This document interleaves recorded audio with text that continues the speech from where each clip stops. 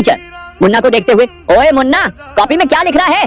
मुन्ना डरते हुए, सर दुआ लिख रहा हूँ, हे भगवान पास करा देना। टीचर गुस्से से, अरे नालायक, पढ़ाई करनी थी ना? मुन्ना मासूमियत से, सर पढ़ाई भी की थी पर किताब गलत थी। टीचर सिर पकड़कर, ठीक है चलो सवाल बताओ, गांधी जी का जन्म कब हुआ था? मुन्ना आंखें बंद करके सोचता है, सर उनके पैदा होने के टाइम में घर पर नहीं था। टीचर चिल्लाकर, मुन्ना तेरे जैसे स्टूडेंट्स ही देश का भविष्य है।